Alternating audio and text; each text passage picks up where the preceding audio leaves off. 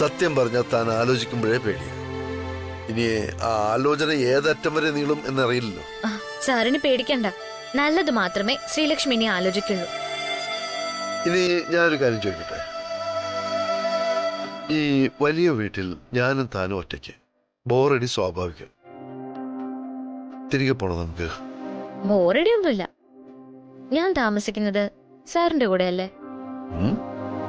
അതിന് ഈ വലിയ വീട്ടിൽ ഒറ്റയ്ക്കായാലും ലക്ഷങ്ങൾ വന്നുകൂടുന്ന തൃശൂർ പൂരത്തിനായാലും ശ്രീലക്ഷ്മിയോടൊപ്പം രവിചന്ദ്രവർമ്മൻ ഉണ്ടെങ്കിൽ ഏത് സ്ഥലവും സ്വർഗമാക്കാൻ എനിക്ക് സാധിക്കും. ഓ എന്റെ അമ്മേ, താൻ ഈയിടെയായിട്ട് ഭയങ്കര റൊമാൻറ്റിക് സംഭാഷണ ശകലങ്ങളാണല്ലോ മൊഴിയുന്നത്. അങ്ങനെയുള്ള ആളോടൊപ്പം അല്ലേ സഹവാസം. ഓ, ഇനി ഞാനൊരു കാര്യം അങ്ങോട്ട് ചോദിക്കട്ടെ. അമ്മയും അനിയനെയും അനിയത്തെയും ഒക്കെ സാറിന് മിസ് ചെയ്യുന്നുണ്ടല്ലേ? സത്യം പറഞ്ഞ കുറച്ച്. എന്റെ ബോറടിയെ പറ്റി ചോദിച്ചപ്പോഴേ എനിക്കത് മനസ്സിലായി.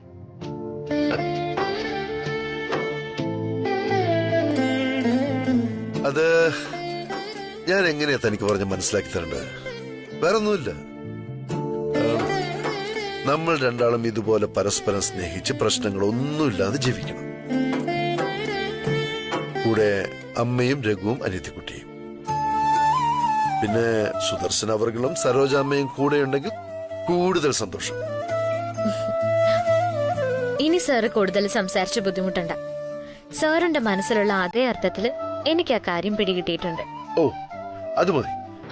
സത്യം പറഞ്ഞ എന്തെങ്കിലും ശ്രീലക്ഷ്മിയെ കാണുമ്പോ ഞാൻ ചോദിക്കാനിരിക്കുമായിരുന്നു. എനിക്ക് ആകെ പരിചയം ഈ വീട്ടിലിരിക്കുന്ന ഫോട്ടോ കണ്ടിട്ടുള്ള പരിചയമാ.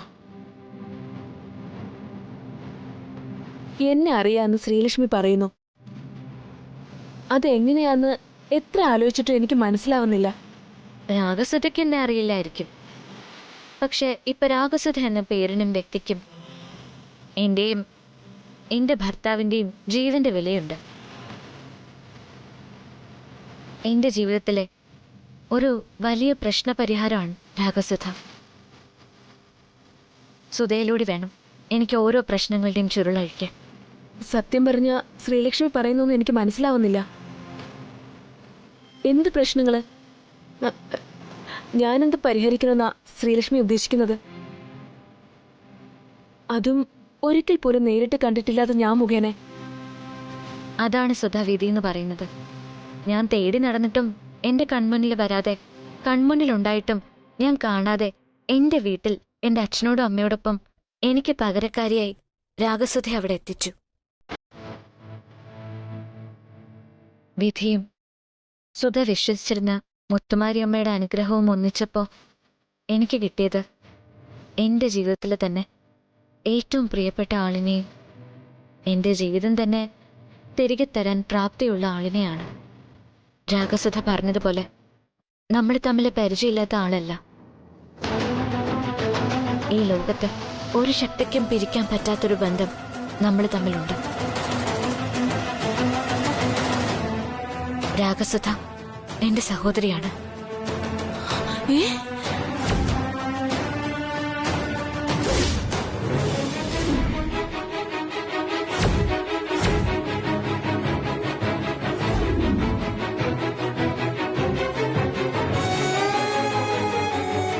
ശ്രീലക്ഷ്മിയുടെ സ്വന്തം സഹോദരി. ശ്രീലക്ഷ്മി എന്തൊക്കെയാ പറയുന്നത്? അതെങ്ങനെ സാധ്യമാവും? ഞാൻ എല്ലാം സുധയോട് തുറന്നു പറയും.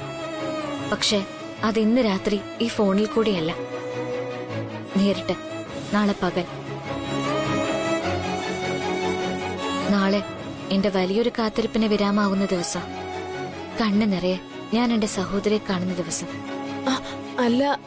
അല്ല, എനിക്കറിയാം രാഗസുധയ്ക്കിപ്പോ മനസ്സിൽ കുറെ സംശയങ്ങളുണ്ടെന്ന്.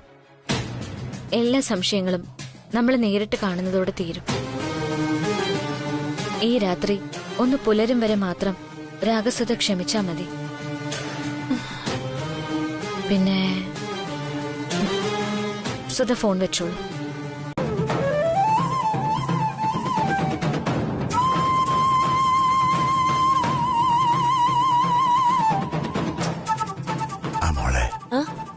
അങ്കിളൊരു കാര്യം പറയാനിരിക്കായിരുന്നു. എന്താ അങ്കിളെ? അല്ല, മോൾ ഇന്ന് കടയിലേക്ക് വരണമെന്നില്ല. അതെന്താ? ഞാൻ ഇന്നലെ പറഞ്ഞില്ലേ, മോളെ കാണാനില്ല എന്ന് പറഞ്ഞ് കേസുള്ള സ്ഥിതിക്ക് ഇന്നിനിയും ചിലപ്പോൾ പോലീസുകാർ അന്വേഷിച്ചു നിന്നിരിക്കും. അവര് വന്ന് എങ്ങനെ പെരുമാറുമെന്നോ എന്തു പറയുമെന്നോ അറിയില്ലല്ലോ. അത് ശരിയാ മോളെ. മോൾ ഇന്ന് വീട്ടിലേക്ക് പൊയ്ക്കോ. അവരാരെങ്കിലും വന്നാല് ഞങ്ങൾ എന്തെങ്കിലും പറഞ്ഞോളാം. നിങ്ങളെ രണ്ടുപേരെ ആദ്യം എനിക്ക് മനസ്സിലായി. ഞാനൊരു കാര്യം ചോദിച്ചാ നിങ്ങൾ സത്യം പറയോ? നിങ്ങൾക്ക് രണ്ടാൾക്കും പേടി പോലീസിനെയാണോ അങ്കിളുടെ ആന്റിയുടെ മകൾ ശ്രീലക്ഷ്മിയാണോ? രണ്ടായാലും നിങ്ങൾ പേടിക്കണ്ട. എന്റെ വഴിയും ലക്ഷ്യങ്ങളും വേറെയാ. അതിലൊരിക്കലും ശ്രീലക്ഷ്മിക്ക് ഒരു പങ്കും ഉണ്ടാവില്ല. ഞാൻ കാരണം നിങ്ങൾക്ക് ഒരു ബുദ്ധിമുട്ടും ഉണ്ടാവില്ല. ഞാൻ പറഞ്ഞ ലക്ഷ്യത്തിലെത്താൻ എനിക്കൊരു കൈസഹായത്തിന് ഒരാളെ എന്റെ മുന്നിൽ എത്തിച്ചു തരണമെന്നായിരുന്നു എന്റെ പ്രാർത്ഥന. ആ ഒരു സഹായി ആരാണെന്നുള്ളത് ഈശ്വരൻ എനിക്കൊരു സിഗ്നൽ തന്നിട്ടുണ്ട് ഇന്നലെ രാത്രി.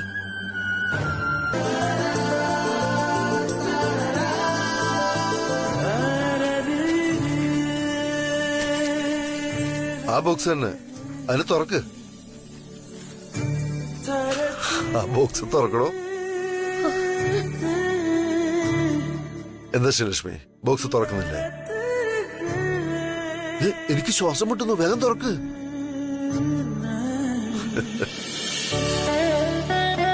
രാവിലെ തന്നെ എന്നെ പറ്റിക്കാൻ ഇറങ്ങിയിരിക്കല്ലേ?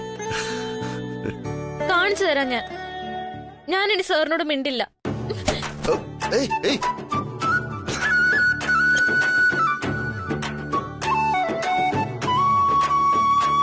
അയ്യോ, കുഴപ്പമായോ? എന്തു കുഴപ്പം? എന്റെ ശ്രീലക്ഷ്മി,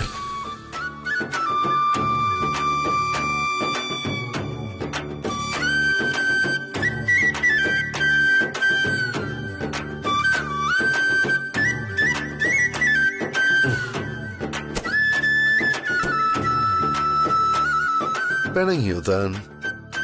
വേണ്ട, കൂടുതൽ ശൃംഗരിക്കൊന്നും വേണ്ട. ഞാൻ ഇനി മിണ്ടില്ല എന്ന് പറഞ്ഞാ മിണ്ടില്ല. ഓ,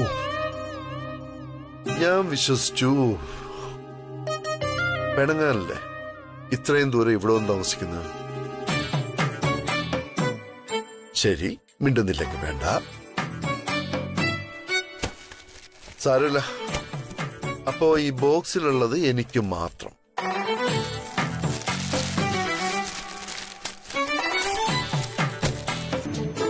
അയാളാണെങ്കിൽ വേറൊന്നും പറയുന്നുമില്ല. മണിക്കൂറുകൾ നിമിഷങ്ങൾ പോലെ കടന്നുപോയിക്കൊണ്ടിരിക്കുക.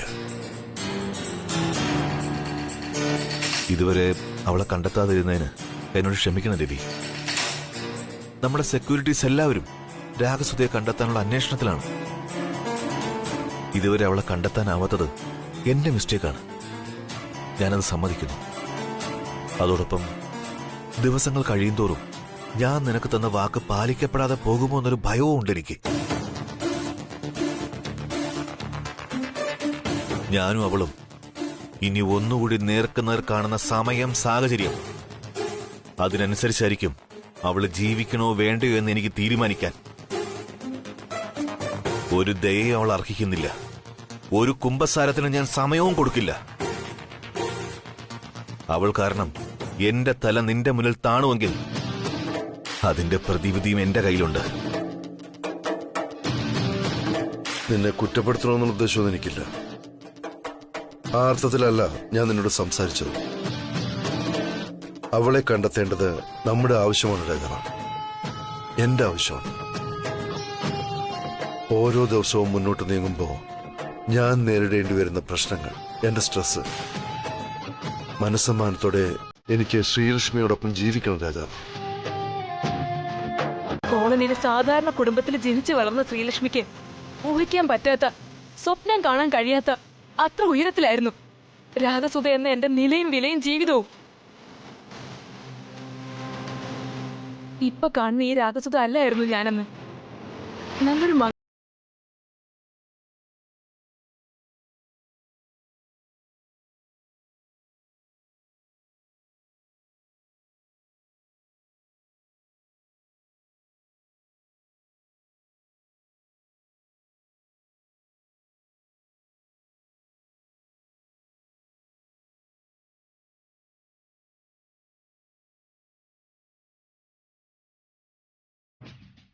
മാത്രമല്ല എന്റെ കഴിഞ്ഞ കാല ജീവിതം മുഴുവൻ ഞാൻ പാടെ ഉപേക്ഷിച്ചിട്ടാ നാട് വിട്ടത്. അങ്ങനെയുള്ള ഞാൻ ഇനി ഒരിക്കലും ഓർക്കാത്ത ദിവസങ്ങളിൽ, മറന്ന മുഖങ്ങളിൽ ഒരു തവണ പോലും ഞാൻ ഈ മുഖം കണ്ടിട്ടില്ല. എന്റെ ഓർമ്മയിലേ ഇല്ല. ശ്രീലക്ഷ്മി ഞാൻ ആദ്യമായിട്ട് കാണുന്നതും നേരിട്ട് സംസാരിക്കുന്നതും ഇന്നിവിടെ വെച്ചാ. ബന്ധങ്ങൾ ബന്ധനങ്ങളായി കണ്ട് ജീവിക്കുന്ന രാഗസുധ എന്ന എനിക്ക് ഇനിയും ബന്ധങ്ങളുടെ കെട്ടുപാടുകളിൽ ഒതുങ്ങിക്കൂടാൻ താല്പര്യമില്ല. നൂല് പൊട്ടിയ പട്ടം പോലെ സഞ്ചരിക്കുന്ന എനിക്ക് ആരുടെയും കൈപ്പിടിയിൽ ഒതുങ്ങി അവരുടെ നിയന്ത്രണത്തിൽ ജീവിക്കുന്നത് ഇഷ്ടവുമല്ല. സത്യം പറഞ്ഞ സുദർശൻ അങ്കിളും സരോജ ആന്റിയും എന്നോട് കാണിക്കുന്ന സ്നേഹത്തില് നല്ല ആശങ്കയുണ്ട് എനിക്ക്. അവരിപ്പോ ശ്രീലക്ഷ്മിയുടെ സ്ഥാനത്ത് എന്നെ സങ്കല്പിക്കുമെന്ന ഭയമുണ്ട്. അതിനുള്ള അവസരം കൊടുത്ത് അവസാനം അവരെ വിഷമിപ്പിക്കാൻ ഞാൻ ഒരുക്കമല്ല. എന്റെ ലക്ഷ്യം നിറവേറ്റാൻ ആ ഒരു സ്ഥാനം എനിക്ക് തടസ്സമാവും. ഏതു നിമിഷവും ഞാനിവിടെ വിട്ടുപോകും. ഒന്നുകിൽ ഒരിക്കലും പുറത്തു വരാൻ പറ്റാത്ത ഇരുമ്പഴിക്കുള്ളിൽ, അതുമല്ലെങ്കിൽ എന്റെ ചേച്ചിയുടെ ലോകത്ത്, എന്റെ ചേച്ചിയുടെ തൊട്ടടുത്ത്. അതെ, സത്യം. ചേച്ചിയുടെ തൊട്ടടുത്ത് തന്നെയാ രാഗസുധ ഇപ്പോഴും.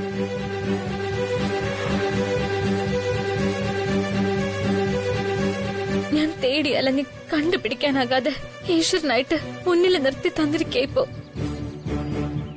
നിന്നെ തേടി ഞാൻ ഒരുപാട് അലഞ്ഞു. എന്തിനാ ശ്രീലക്ഷ്മി ഇങ്ങനെ ഒരു കള്ളക്കഥ മെനഞ്ഞുണ്ടാക്കുന്നേ? അങ്കിളിനോട് ആന്റിയോട് എനിക്ക് കടപ്പാടുണ്ട്. ആ കടപ്പാടിന്റെ പുറത്താണ് ശ്രീലക്ഷ്മിയോട് ഇപ്പൊ ഞാൻ സംസാരിക്കുന്നത് തന്നെ. ആ സ്വാതന്ത്ര്യം ശ്രീലക്ഷ്മി മുതലെടുക്കുന്നെന്നാ ഞാൻ മനസ്സിലാക്കുന്നത്. ആരെയും വിശ്വസിക്കരുത്, സ്വന്തം നിഴലിനെ പോലും വിശ്വസിക്കരുത് എന്ന വരിയ എന്റെ ജീവിതത്തിൽ ആദ്യത്തെ പാഠം. ഇങ്ങനെയുള്ള കാര്യങ്ങൾ പറഞ്ഞ് ശ്രീലക്ഷ്മി കൂടി എന്നെ പറഞ്ഞു പറ്റിച്ചവരെ കൂട്ടത്തിലാകരുത്. അങ്കിള് പറഞ്ഞതുപോലെ തെറ്റിദ്ധാരണയുടെ പുറത്താ നീ ഇതൊക്കെ പറയുന്നതെന്ന് കേൾക്കാനാ എനിക്കിഷ്ടം. അവരെ കൂടുതൽ വിഷമിപ്പിക്കണ്ടെന്ന് കരുതിയ അവരുടെ മുന്നിൽ വെച്ച് ഞാനിതൊന്നും പറയാത്തത്. So please.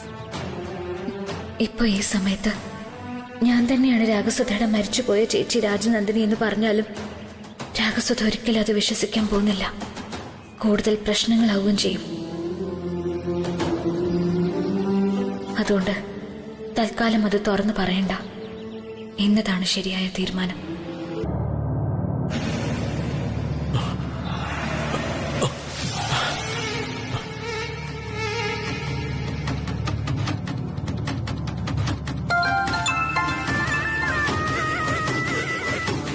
ആ, അയാൾ ഇറങ്ങിയോ? ഇറങ്ങി സാർ. കണ്ടോ? കാണാം സാർ. നിങ്ങൾ ഫോളോ ചെയ്തോ, ഞാൻ പിന്നാലെയുണ്ട്. ഓക്കെ സാർ, വണ്ടി എടുത്തോ.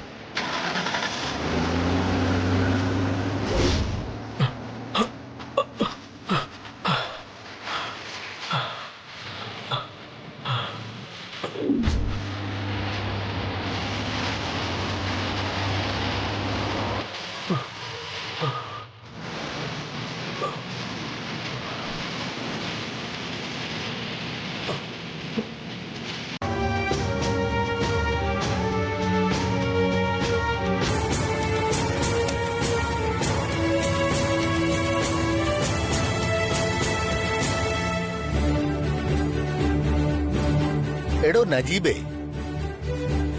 നമ്മൾ ശ്രീലക്ഷ്മി മാഡത്തിന്റെ ക്യാബിനിൽ എത്തിയോ? ആ, എത്തി. ഇവിടെ ഉള്ളത് ശ്രീലക്ഷ്മി മാഡം തന്നെയാണല്ലോ അല്ലേ? അതോ? ഞാൻ തന്നെയാ. എന്താ ത്രിവിക്രമനങ്ങള്? ആ, മോൾ ഇവിടെ ഉണ്ടായിരുന്നല്ലേ? ആ നജീബേ, ഇനി നീ പൊയ്ക്കോ. ആ, ശരി. ശ്രീലക്ഷ്മി മോളെ, ഞാനിപ്പോ ഇങ്ങോട്ട് വന്നത് മോളോടൊരു കാര്യം പറയാനാ. എന്താ അങ്കിള്? ഞാൻ പറയുന്ന കാര്യം മോള് ശ്രദ്ധിച്ച് കേൾക്കണം. കുറച്ചു നാള് മുമ്പ് രവിസാറും മോളും അകന്നു നിന്നില്ലേ? ആ സമയത്ത് ഇവിടെ ചില മുതലെടുപ്പൊക്കെ നടത്തി. മുതലെടുപ്പോ? ആര്? എന്ത് മുതലെടുപ്പ്? ആ പറയാം. ആ സാൻഡ്ര മാഡം ആളത്ര ശരിയല്ല മോളെ.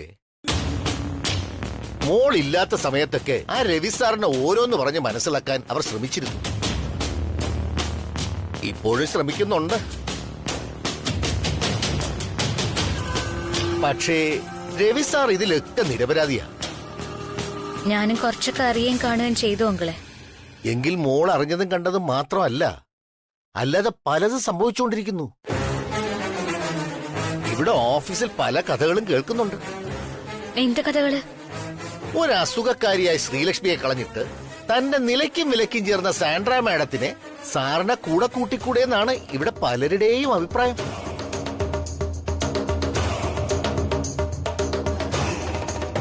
തന്റെ കുറവുകൾ മനസ്സിലാക്കി രവി സാറിനെയും സാൻഡ്ര മാഡത്തിനെയും ഒരുമിച്ച് ജീവിക്കാൻ മോൾ അനുവദിക്കണമെന്നാണ് വേറെ പലരുടെയും അഭിപ്രായം.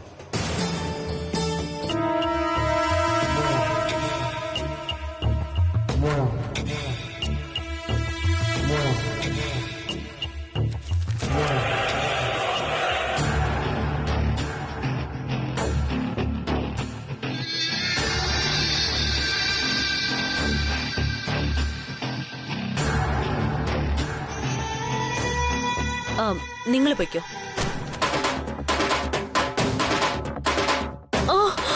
സാൻഡ്ര, എന്ത് പറ്റി? സാൻഡ്ര,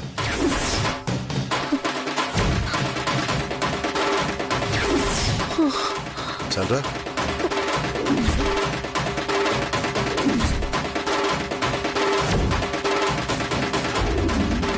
സാൻഡ്ര,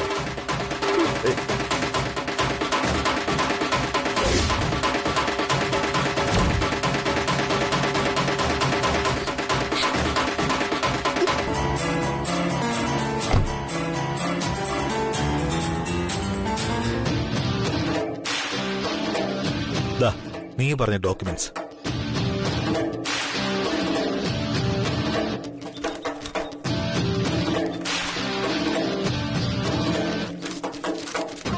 ആദ്യം ഇത് സൈൻ ചെയ്തു തരാൻ അവർ സമ്മതിച്ചില്ല. പറഞ്ഞതിൽ കൂടുതൽ കൊടുക്കേണ്ടി വന്നു. പിന്നെ എന്റെ ചില വിരട്ടലുകളും. ഞാൻ വന്ന് സമാധാനപരമായിട്ട് ഇത് ഡീൽ ചെയ്യാൻ ശ്രമിച്ചാൽ നടക്കില്ലെന്ന് എനിക്കറിയാം. അതാ ഞാൻ നിന്നെ തന്നെ പറഞ്ഞു വിട്ടത്. അല്ല, ഇനി എന്താ നിന്റെ പ്ലാൻ എന്ന് പറഞ്ഞില്ല? ശ്രീലക്ഷ്മിയോടൊപ്പമുള്ള മനോഹരമായ ജീവിതം. ഇനിയെങ്കിലും എനിക്കത് സാധ്യമാക്കണം. മനസ്സമാധാനമായി ഞാനും ശ്രീലക്ഷ്മിയോടൊപ്പമുള്ള കുറെ നല്ല ദിവസങ്ങൾ, നല്ല മുഹൂർത്തങ്ങൾ. വേറൊന്നിനെ കുറിച്ചും ഞാനിപ്പോ ആലോചിക്കുന്നില്ല രാജാറാം. അങ്ങനെ പൂർണ്ണമായി മനസ്സമാധാനത്തോടെ ജീവിക്കാൻ ശത്രുക്കൾ സമ്മതിക്കാൻ തോന്നുന്നുണ്ടോ? എല്ലാ കാലത്തും ശത്രുക്കൾ നമുക്കുണ്ടല്ലോ രാജാറാം. പടവെട്ടിയും പൊരുതിയും തന്നല്ലേ നമ്മൾ ഇവിടം വരെ എത്തിയതും. നമ്മുടെ മുന്നിൽ വരാതെ മറഞ്ഞു നിൽക്കുന്ന ശത്രുക്കളെ നമ്മൾ തേടിപ്പിടിച്ച് കണ്ടെത്താൻ ശ്രമിച്ചാലും അതുകൊണ്ട് പ്രയോജനമൊന്നുമില്ല. കാരണം നമുക്ക് അവരെ അല്ലല്ലോ, അവർക്ക് എന്നെയല്ലേ ആവശ്യം. അതുകൊണ്ട് അവരെന്നെ. എന്നാണ് തനിക്ക് റിവോൾവർ കിട്ടിയത്? 2 ദിവസം മുമ്പ്. എന്നിട്ട് ആ ദിവസം തന്നെ എന്താണ് സ്റ്റേഷനിൽ അറിയിക്കാത്തത്? ഇന്നാണോ ഓർമ്മ വന്നത്? അതോ ഇതുകൊണ്ട് ആരെങ്കിലും കൊല്ലാനോ വല്ല ബാങ്ക് കൊള്ളയടിക്കാനും പ്ലാൻ ചെയ്യുകയായിരുന്നു? സത്യം പറയണം, എന്തായിരുന്നു നിന്റെ പ്ലാൻ? ഒന്നും തോന്നൽ സാർ. ആ കുട്ടിയുടെ ആരോഗ്യസ്ഥിതി വളരെ മോശമാണ്. അതുകൊണ്ടാണ് തോക്ക് കിട്ടിയ ദിവസം തന്നെ വരാതിരുന്നത്. ആശുപത്രിയിലായിരുന്നു. തന്റെ നാടെവിടെ? വീട്ടിലാരൊക്കെയുണ്ട്? എനിക്ക് സ്വന്തം പറയാൻ ആരുമില്ല സർ. സുദർശൻ ഞങ്ങളുടെ കൂടെ ഞാനിപ്പോ താമസിക്കുന്നത്. ആ തലയിൽ തട്ടൊന്ന് മാറ്റിക്കേ. എന്താ മുഖം കാണിക്കാൻ ഇത്ര മടി? പിടികിട്ടാ പുള്ളി വല്ലതാണോ? അല്ല സർ.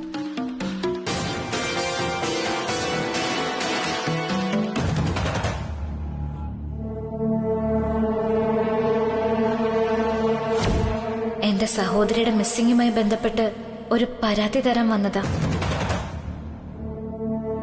രാഗസുധ എന്ന.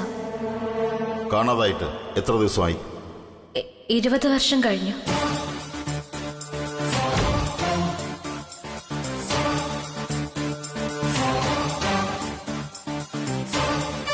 തന്റെ ഫുൾ നെയിം സുധയെന്നല്ലോ.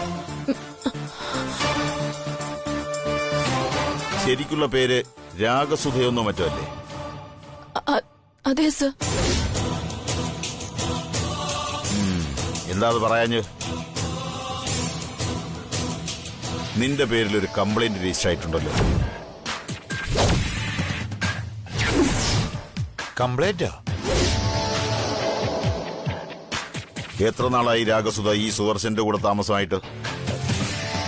കുറച്ച് ദിവസമേ ആയിട്ടുള്ളൂ സർ. അതിനു മുമ്പ് നിങ്ങൾ എവിടെയായിരുന്നു താമസം?